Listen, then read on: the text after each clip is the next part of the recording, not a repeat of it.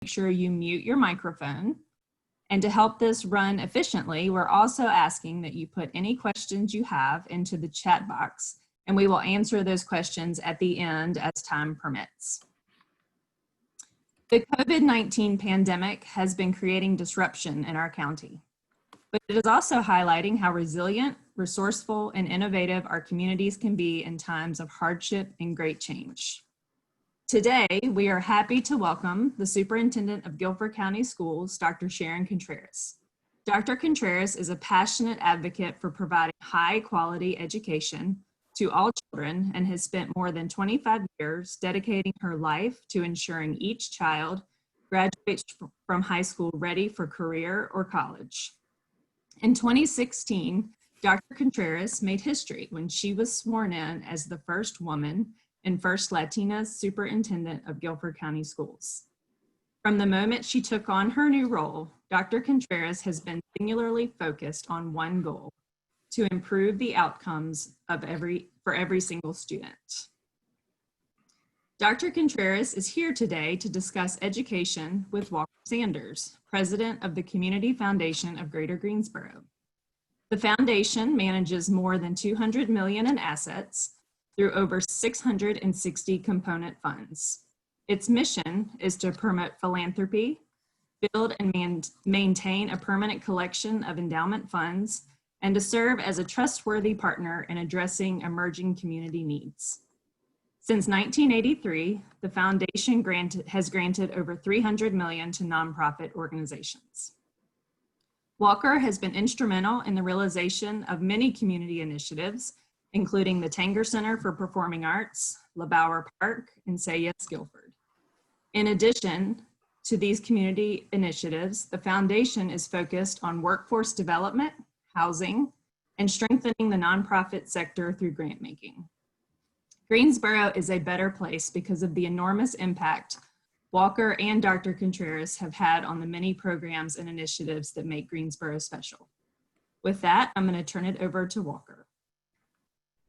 Thank you, Emily, and it's indeed a pleasure to once again be with everyone, and thank you all for joining us that were here the last time when my father-in-law, Porter Halliburton, spoke about his experience as a prisoner of war in Vietnam and how the lessons they learned in Vietnam could apply to some of the lessons that we're learning in here. That was the kickoff to this series that our team came up with and began thinking about what's the role that philanthropy can play in these very trying times. When I think back to March, when we first started realizing the significance of where we were busy planning for a new performing arts center. We were excited about the ACC women's basketball tournament, the ACC men's basketball tournament, the NCAA, as this community had been preparing for that day, for that week, that month, for over 5 years. And within 24 hours, you really saw how resilient this community was. We completely rebounded, we switched, we pivoted to turn our 100% focus to COVID as it should have been.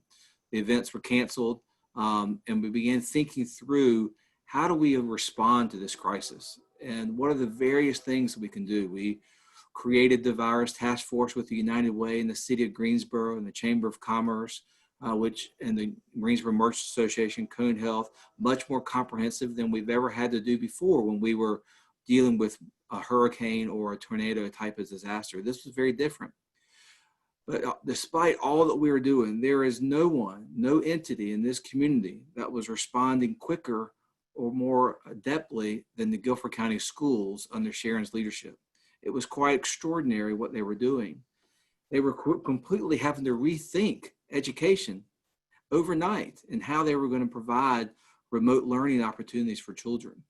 And for years, I think we have all known that there were disparities within our schools. We knew that there was many food insecurities. We knew that there were lots of technological inequalities. Suddenly, almost immediately, Dr. Contreras and her staff had to address these equities quickly. We thought we wanted to talk to Sharon and have a conversation with her with all that she was going through and having to rethink public education so quickly. Because when you think about public education, the nice thing about it is that it is a funded system. There's a revenue stream that funds our public schools. We can argue over whether it's not enough or how the money is done, but it is a funded, organized system that's in place. However, that system was organized in the 20th century, early in the 20th century, and it was organized primarily to fund three different things: buildings, books, and people. Now, those are very large buckets that I'm generalizing things in. I recognize that. But if you think in the 21st century, it needs to be funded many more than just buildings, books, and people.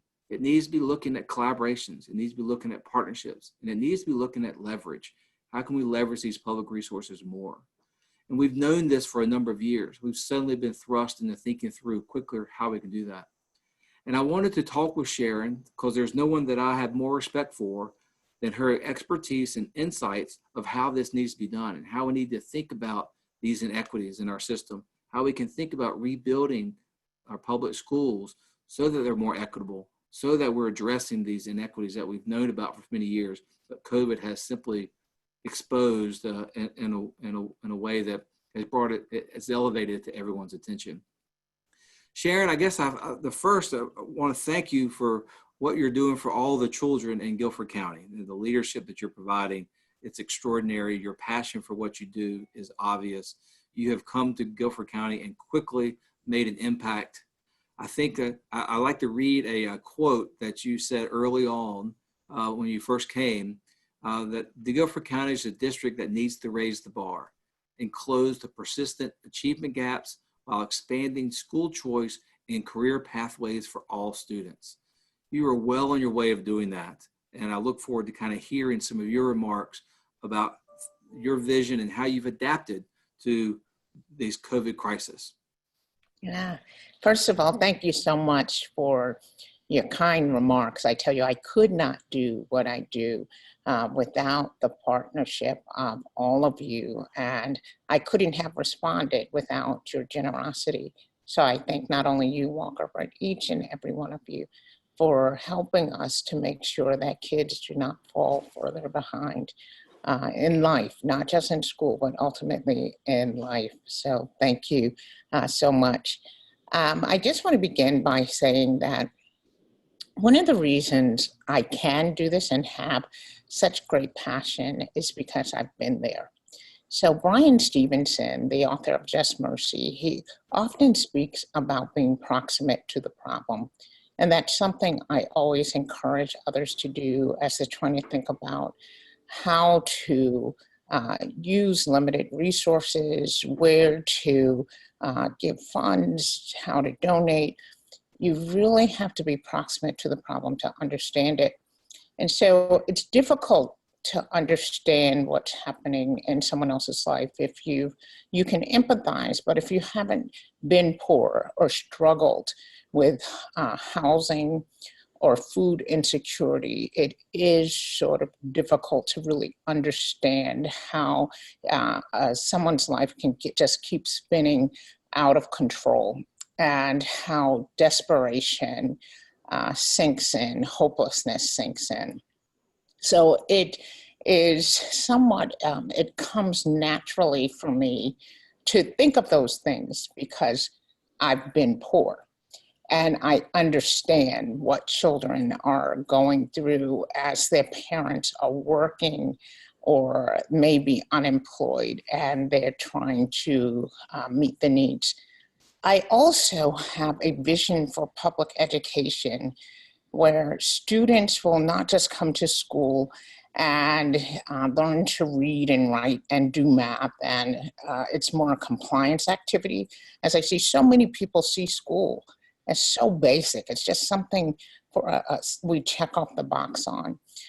And they don't understand it is the entity in which we use to strengthen our democracy. And I see that if students get a great education and they have a fair chance at life through that education, they can fully participate in our democracy and we strengthen our democracy. And that's how I proceed all the time. How do I give them a great chance to improve their life outcome? So while we constantly talk about test scores and the school outcomes, the only one that really matters to me is improving life outcomes by providing this good and equitable education.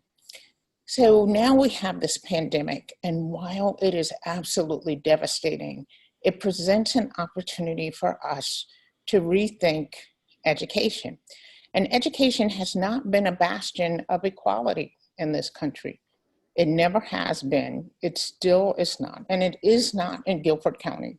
As much as I want to sit here and say to you, everything is going well. We have problems with student assignment in terms of where students attend school. We have lots of problems with which students get into the very best schools. In Guilford County, the schools are more segregated today than they were in the 1950s, and we have problem after problem. And this community, even good liberal people, do not want to deal with these issues anytime we try to change criteria for some of the most elite schools in the district. Chaos ensues. So there's an opportunity here to change how we do education. I don't know how else to say that, just how we approach education so that we are able to make sure that students have better life outcomes. There's also the chance that if we don't do that, the life outcomes of our students will decrease. And we have evidence of that from prior situations across the globe. We have evidence of that from the polio epidemic, from issues in Thailand. There's enough research to show if we get this wrong, life outcomes will plummet. So Sharon, on track of how the opportunity of how we approach education differently so that we do change those outcomes. What are some of the opportunities that you see that we can begin doing? So I think we have to rethink the whole concept of students come to school, this is the calendar year, there's seat time, and start thinking about schooling as an opportunity rather than a building. How do we use technology more effectively? How do we improve remote learning opportunities? How do we improve that for teachers so the teaching is better, the quality of teaching is better? How do we improve opportunities for students? How do we improve opportunities for the most vulnerable students? We have really struggled, not just in Guilford County, but across the state and in the country with remote learning for English language learners, for special needs students. So if we are able to do that, I think we can serve more students. And actually, we have seen that some students are doing even better with remote learning, and that bears studying. Why are they doing better at home?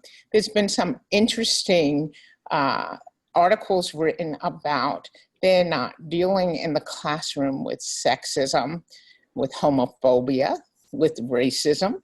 They're not dealing with those sort of things. They're doing their classwork when they feel ready to do that classwork. So they're not, their parents aren't saying, get up at 5 a.m., go catch the bus at 6:05, and then trying to be there to take a class that starts at 7:45. So they're working at their own pace.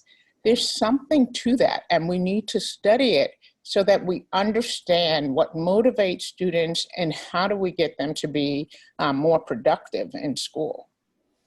I think that's you're spot on. That's going to be a big challenge. And one of the exciting things early on that helped on the remote learning was the leadership between you and your staff in the Guilford Education Alliance to quickly figure out how we can raise $700,000 to buy laptops for the 10,000 most vulnerable students in our schools. And I think that effort has shown us that we could quickly, for the role that philanthropy could play, if mobilized the right way, could quickly come up with the resources to do that. Do you want to speak a little bit about that? And then the challenge that we'll have is how you sustain that. You know, we've been able to address it for these 10,000 students. where's the funding?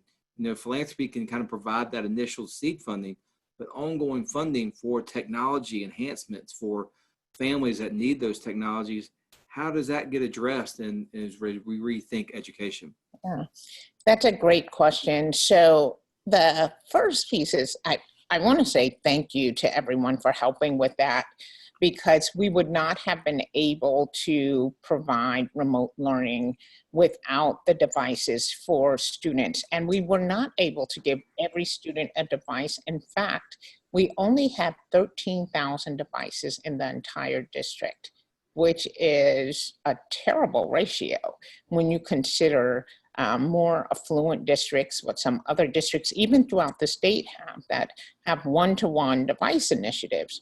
And when you think of the corporations, the businesses, industry in this state, many of them are tech-oriented, and we are not preparing students because we don't have the technology, and we have underinvested in the school system for so long. So that posed an immediate problem, and GEA rallied not only our business partners, but our philanthropic partners to help us get at least one device into every home.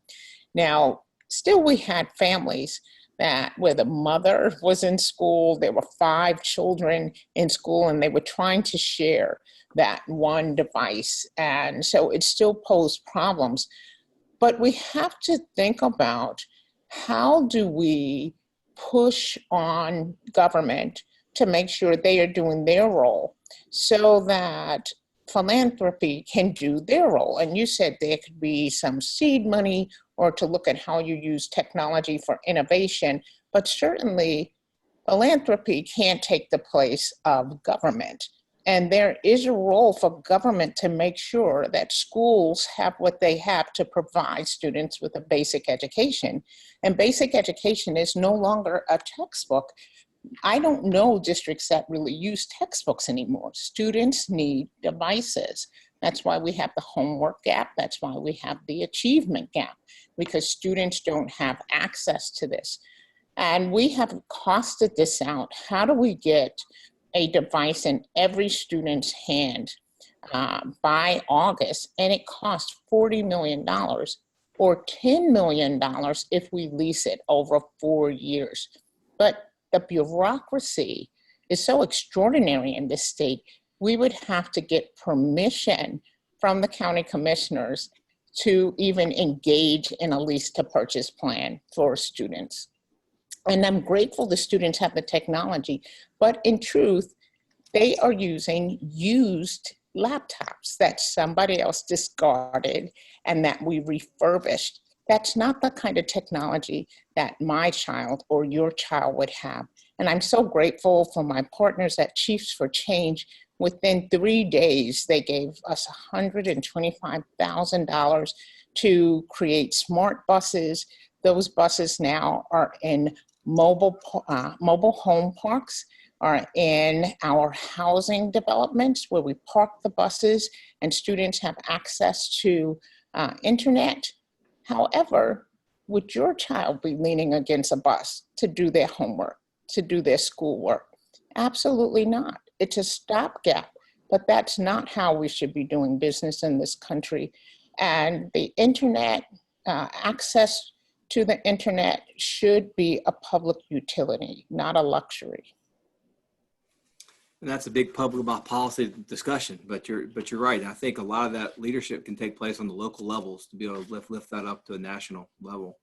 I want to switch a little bit and talk about the other major issue. I know technology has exposed a lot of the inequities in our system, but let's also turn and talk about the food inequalities and how quickly Guilford County schools pivoted to become a food distribution site. And I'd love to kind of have you talk a little bit about that. Yeah, so there's no way we were going to allow families to be hungry for even one day. So this is one area that is a strength because we partnered with so many of you in the community, the Weaver Foundation being one, to make sure that we feed children. And the the federal government did allow flexibility so that we could relax some of the rules. Anyone could come up to us and say, we're here, we need 3 meals. We didn't have to find out who the children were. We could just give, and we could provide meals all the way down from birth to age 18, which you're not able to do during the normal school year. And I tell you, one day Dina Hayes and I, the board chair, was serving. The first time we served, you would be stunned by who came through that line. People who had lost their jobs, we have sort of stereotypes about who the poor are or who needs help. And the people that came through, there were people in very nice cars, people who walked up, people in cars on their last leg, people with diamond rings on and well-manicured nails. But people are struggling. And I asked my staff yesterday, what lessons have we learned? And even my staff who've been in this for 25 years said, boy, we had no idea how many people were struggling. And I think that's the biggest lesson. There are lots more people struggling than we can even imagine. And it's not just those on free and reduced lunch. But also it introduces also the huge challenge we're going to have this summer with the cancellation of so many of the summer programs. Are the schools trying to figure out if there a way to continue some of the feeding programs throughout the summer? And are there legal issues you're trying to overcome with that? We absolutely are going to continue feeding all summer long. And we are going to actually try to begin some summer programs. We don't have all of the funding, but we'd like to begin as a proof point that we can run public schools safely. To begin with our homeless students, we have more than 2,000. We have about 1,000 students in foster care. We have students who are newcomers to the country, and we also have students who are ninth graders who will fail coursework.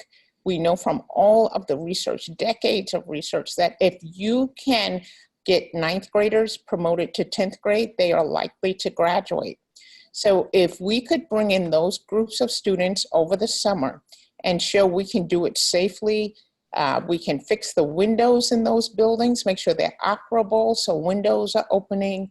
We can mark the floors so students know where to stand, how to start behaving differently, create behavioral norms so they're standing 6 feet apart, perhaps put touchless devices in bathrooms.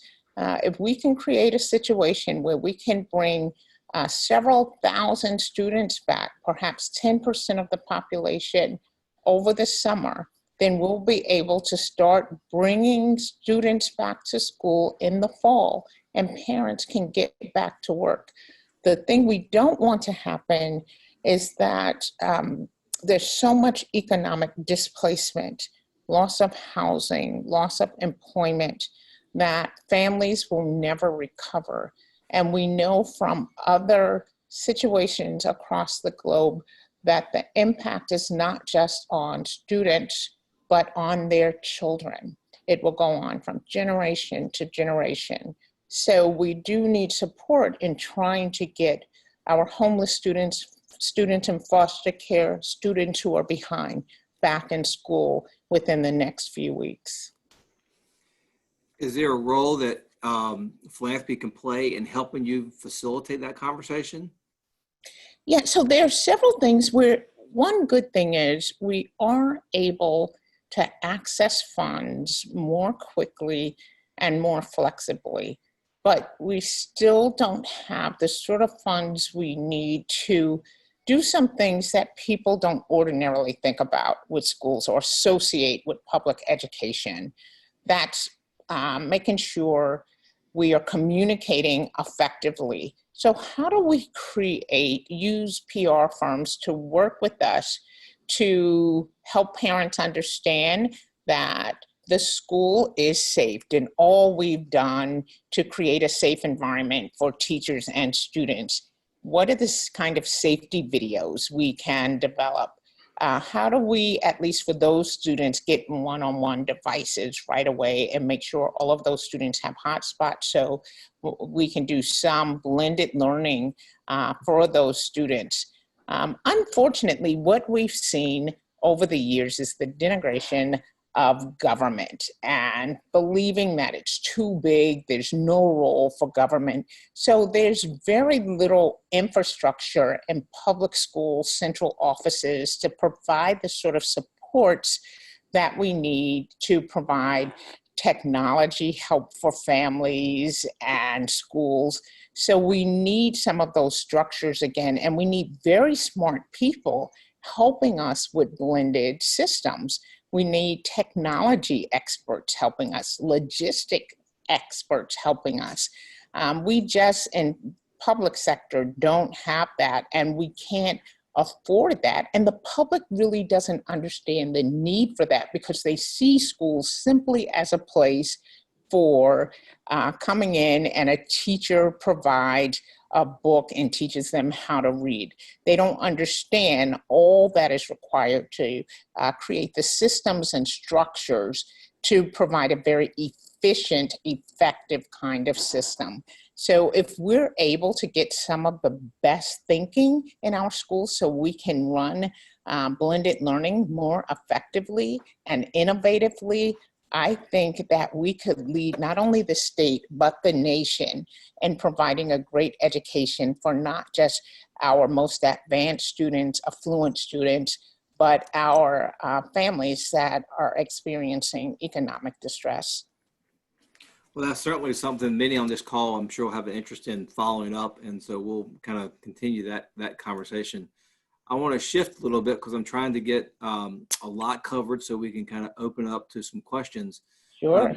Nationally, you are one of the leaders in looking at CTE across the country and specifically leading Guilford County schools and revamping our CTE program. And you know, the Community Foundation's focus is workforce development and the key to having a successful workforce is successful in our schools. And the schools are the primary driver of making sure that we're having a trained workforce for the future. And I'd love to kind of shift our conversation a little bit to your focus on CTE and the importance that's playing in the vision for where you see our Guilford County schools going.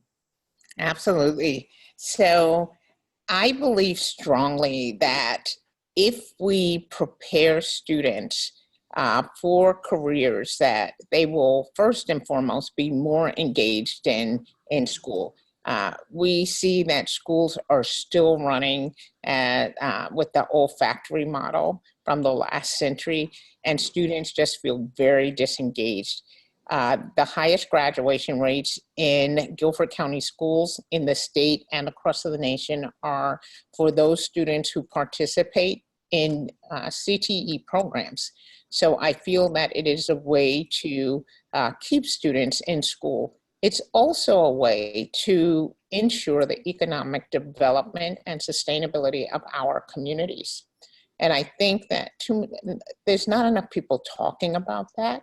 We try to begin career development at the community college level, and that's much too late. We have to start at the elementary level and do some deep exploration by middle school and start students on their pathway by high school, making sure we're giving them good opportunities for apprenticeships, for internships. And this pandemic actually gives us a way to start thinking about blended learning and students getting into apprenticeships and internships more easily with this blended learning model. If the state will relax some of their rules around seat time and the school calendar, that is not unique to North Carolina, but we get pretty draconian with it.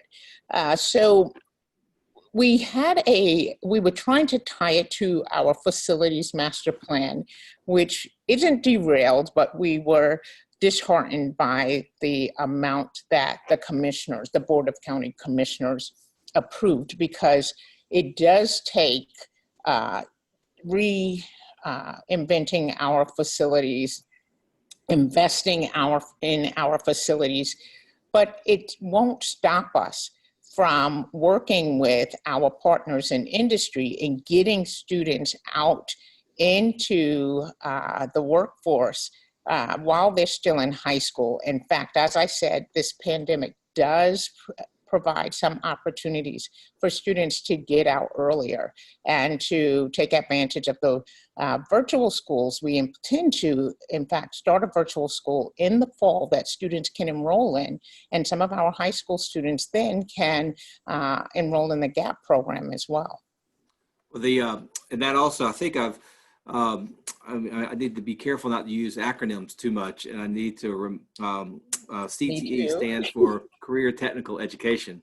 And I think I've also heard a lot of folks say that when they hear the words Career Technical Education or CTE, they think of the old version of SHOP, or they think of what you did for those kids that cut up in school and they weren't the traditional learners, so you just stuck them in the CTE track. CTE today in the 21st century is very different. And especially as you think about the career technical education as it relates to Guilford County, which is a manufacturing type of community, and the types of jobs that CTE can provide, really provide some tremendous career tracks. You had mentioned the Guilford Apprenticeship Partners Program that was started recently with some support from the two chambers of commerce, and the interest of expanding that. So I would love to kind of talk about your ideas around industry partnerships and the expansion of GAP and the relationship to our career technical education as we're revamping that program to align with, I think also to say, we want to make sure our career technical education program is aligned with our economic development efforts and the types of jobs that we're trying to correct, so that we're not training students for the types of jobs that we're not also trying to attract here. So that realignment was really important. Right. So right now, our GAP program is primarily focusing on advanced manufacturing, and we've done a lot of work to build out that career technical track, education track in Guilford County schools. But we're also expanding health career programs, graphic design, tourism, hospitality, many career technical education tracks that will lead to a middle-class lifestyle for our students and our growth fields in the region. We know we have a shortage of thousands of nurses and doctors, but primarily nurses. And the pandemic has shown us that. We're working to develop that, but the GAP program can be expanded to include industry partners in those fields as well, so that students can participate in apprenticeships in those areas. And that's what I'm hoping we can start doing in the fall. If we are allowed to have a blended model for students, they can take some courses online.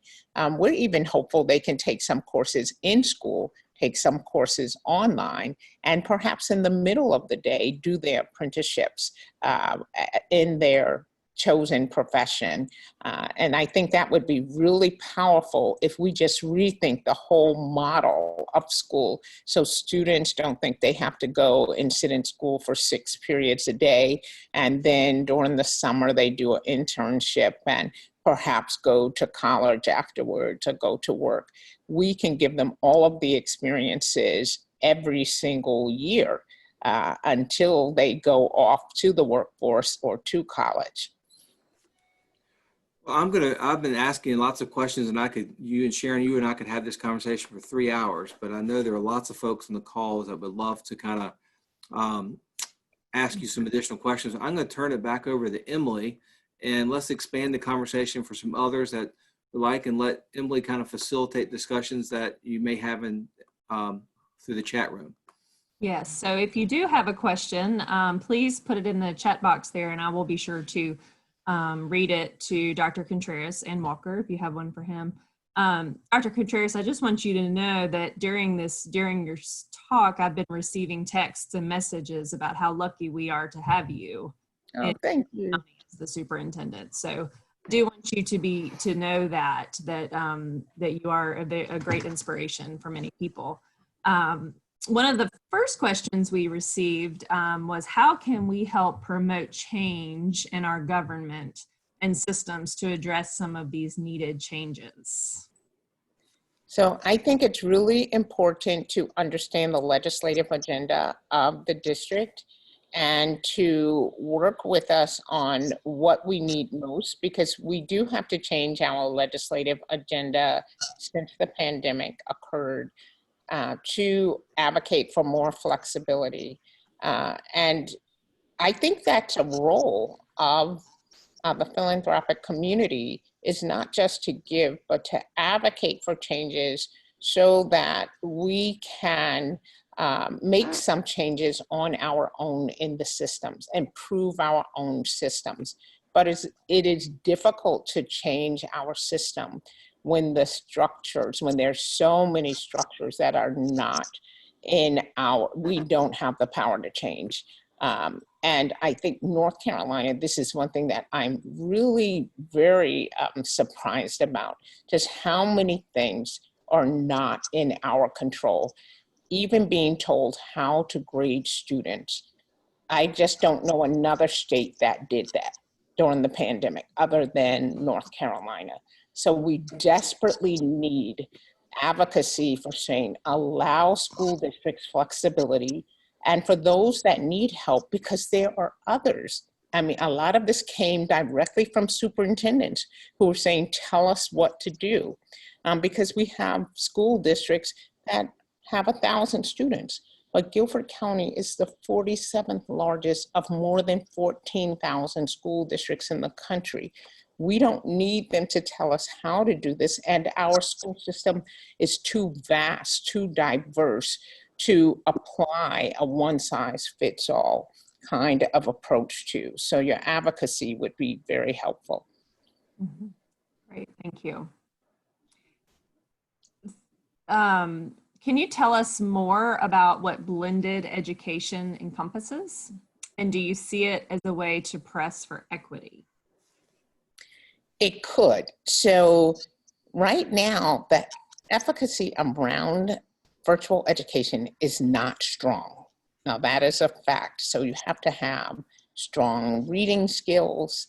That's why I think a blended model where you get students in and build some strong skills, and then you can do some online or move to more remote learning as students have stronger foundational skills would be ideal. So I'm thinking if everyone can't go back to school, one way to support students is to get the elementary students in first, for two reasons. Because they're the students who would lose the most. The learning loss would be greatest among elementary students. Their parents could also go back to work. I'm also thinking you would get in exceptional children, English language learners, and secondary students are 2 or more years behind.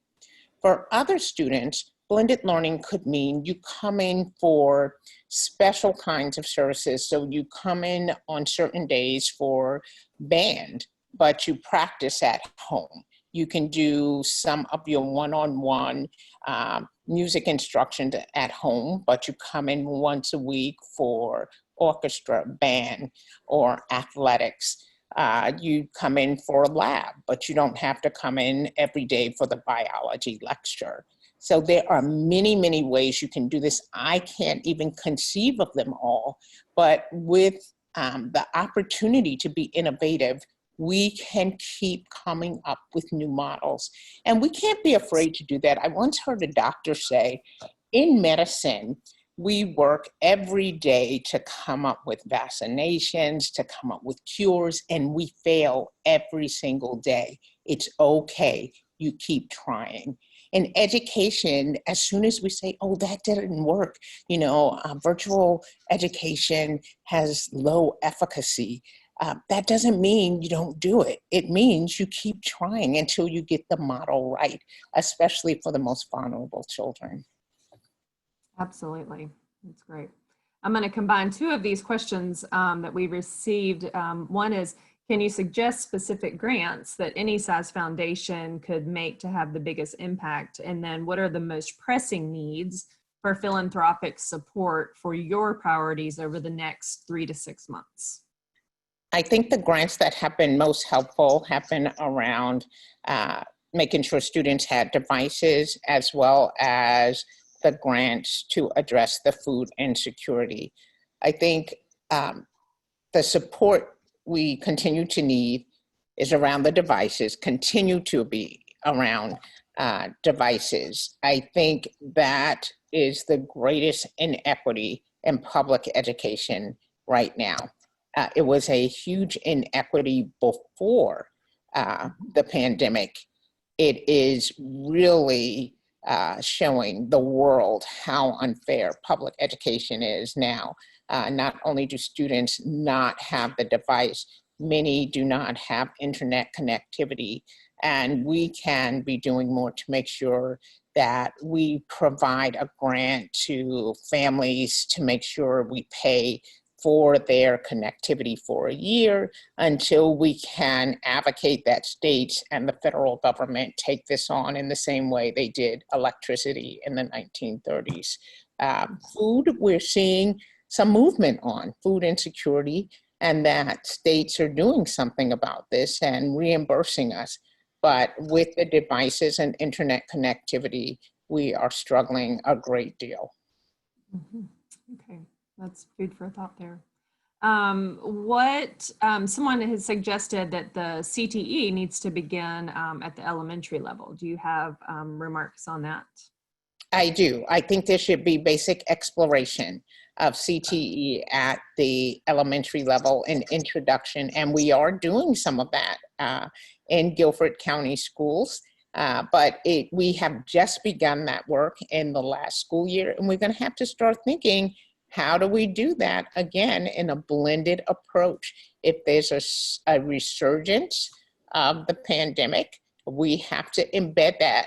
Our first priority was to make sure that literacy and math were the focus, but we want to continue with our arts education and other programming.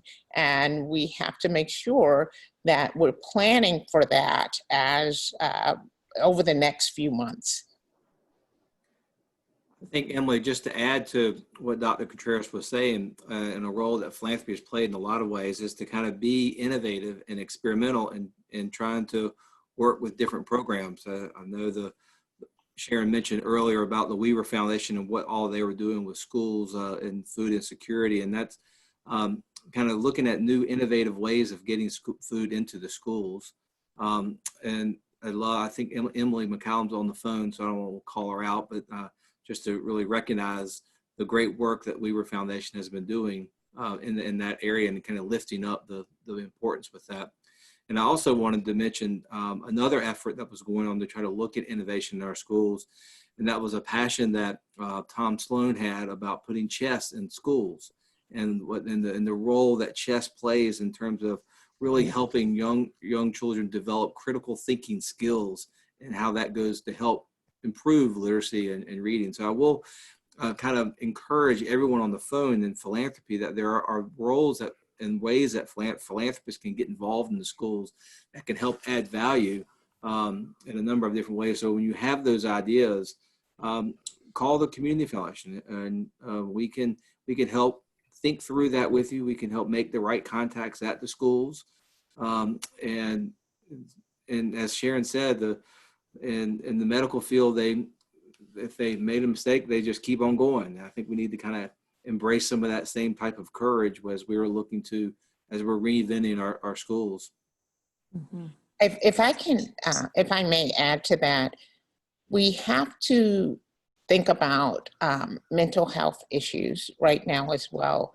So it's not just about providing devices so that students can do schoolwork.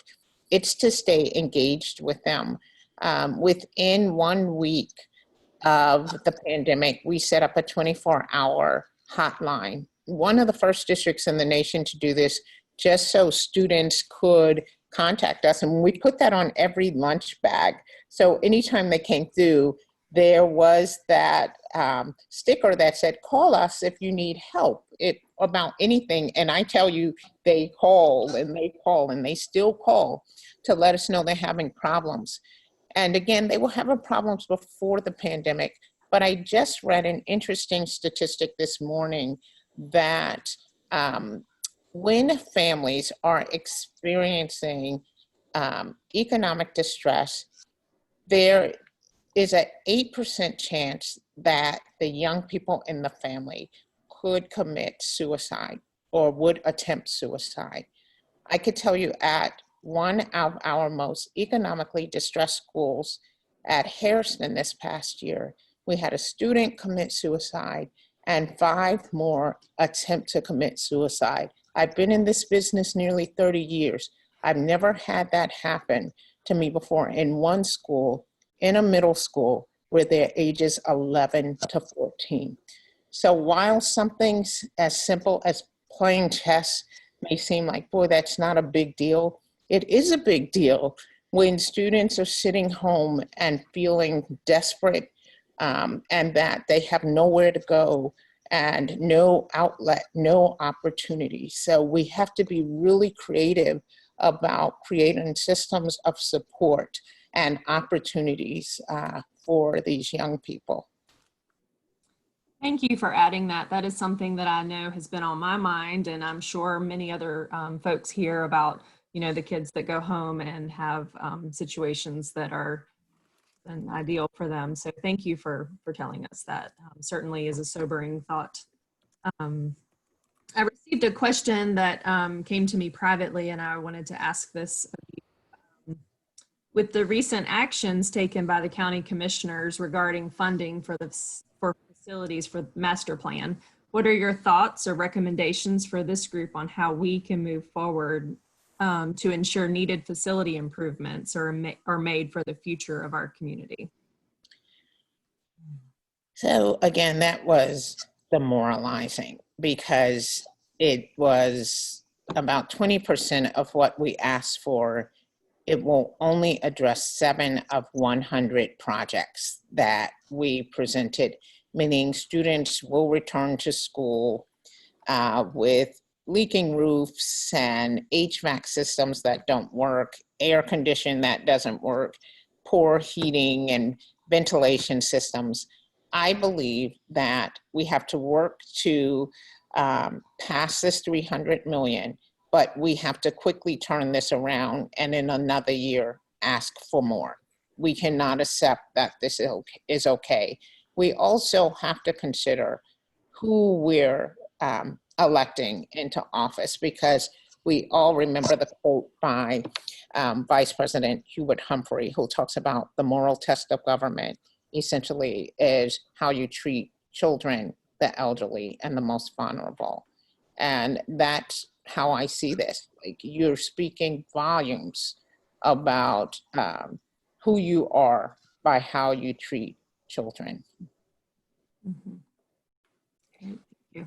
I have one comment that I want to, everyone to hear. There's someone watching who, this is their first year in North Carolina, and her daughter is a 4th grader in Guilford County, and she's encouraged to hear of the progress being made and the efforts to help level education and access for the disadvantaged. So thank you for that, Nicole, who added that comment. One more question, and I think Walker's going to add one more thing that he was thinking about, and that is the last question that I had here was, when will we know what the fall looks like? I think lots of working parents and parents are thinking about that. Do you know when we'll know about kids back in the classroom? Could you say that again? When will we know what the fall is going to look like as far as kids being back? Well, we're struggling because we don't know if we're going to be told what to do or if we're supposed to plan. So we have just formed a task force with the large districts because the state superintendent and the state school board or board of education has formed task forces without any of the large districts being represented. So we formed our own, and we're trying to plan, but we do need to know if they intend to insert themselves and give us direction. Right now, the General Assembly said all students are going back August 17th. But with the social distancing guidelines from CDC, it's not possible to do that. Some of the classrooms in some schools are smaller than 700 square feet, which means you couldn't get more than 10 people in a classroom.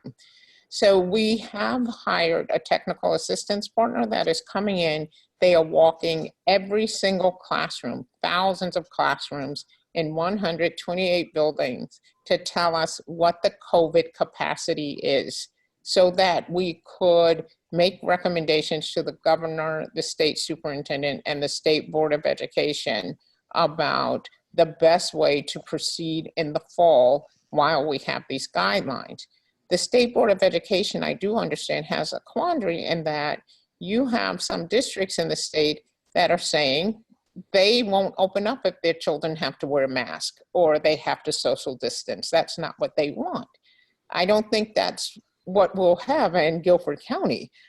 Although I think there are parents that feel that way, I would say the vast majority don't feel that way. In fact, there's a poll in the US News today, USA Today, that says 60% of parents say they do not want to return their kids to school, and 20% of all teachers say they do not want to return to school until there's a vaccination and they feel there are health and safety protocols in place. Well, I'd like to add, Dr. Contreras, that you instill a lot of confidence with your knowledge, your passion for what we do, and thank you. That we are, for I think everyone with children and everyone in Guilford County is we're fortunate to have you and have you at the helm of leading us through all this crisis.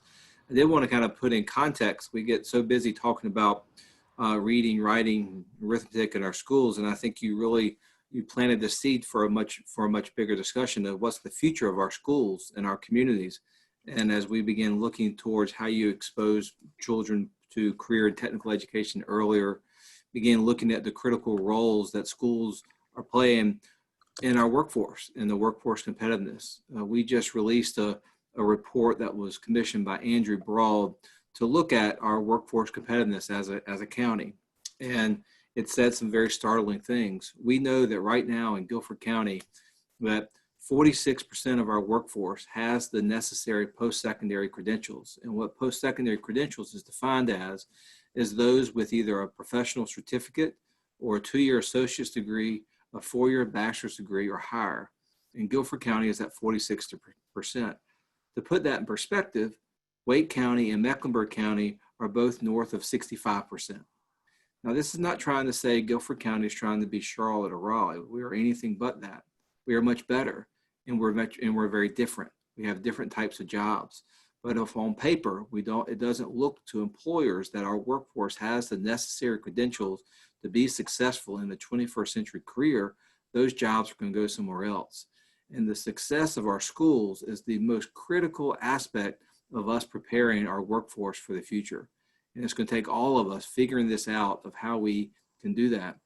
We looked at if we did nothing different, if we just continue along the same path that we're continuing today, what happens to our workforce by the year 2030? Well, it would increase, our workforce would increase from 46% to 52%. Now, our other competitive urban cities are growing at a much faster rate. So where the spread will be even greater. But to get up to 60%, to go from just if doing nothing, if we get to 52, how do we get to a 60% number?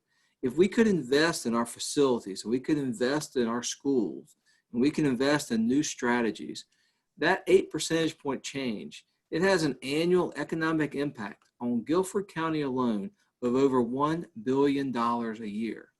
That's the equivalent of adding 3 new Publix distribution centers every single year, adding a brand new furniture market every single year. And so when you think about the cost of not investing in our education, if you put it in economic impact terms, we are doing ourselves a disservice. So with that, I wanted to thank Sharon for raising up these issues. And I hope that this conversation has spurred many more questions amongst many of you. We encourage you to get engaged. There's nothing more important for us to be doing right now than making sure that the children in our community have the resources they need to be successful, to pursue the careers that they want to be successful in. And this benefits all of us as much as possible. So Emily, I'll turn it back to you and maybe ask Sharon if you want to make any closing remarks. I just want to thank you all once again for your support. As Walker so eloquently said, there is nothing more important to our community to making sure that every student receives a great education and that they receive a fair education. I have put in the chat my cell phone number. If you'd like to help in any way, have other questions, I think good information to the public is critical. So I constantly endeavor to make sure that you have great information. Please text me, call me. I'd be glad to talk to you about anything in the district or how we can support our children and how we can support Guilford County and make it the best place to live in North Carolina. Again, thank you so much, Walker. It's been great talking to all of you today. I certainly think it speaks volumes for who you are that you're going to put your cell phone number there in the chat. So thank you for that, Dr. Contreras. This has been a wonderful hour, and we so appreciate everyone attending, the wonderful questions that have come in. As a reminder, I just want to tell you that this was recorded and we'll have it on our Community Foundation website, hopefully by the end of today, if not later this week. I also want to tell you that the Community Foundation is planning to host these sessions just like this monthly to address the pressing needs in our community.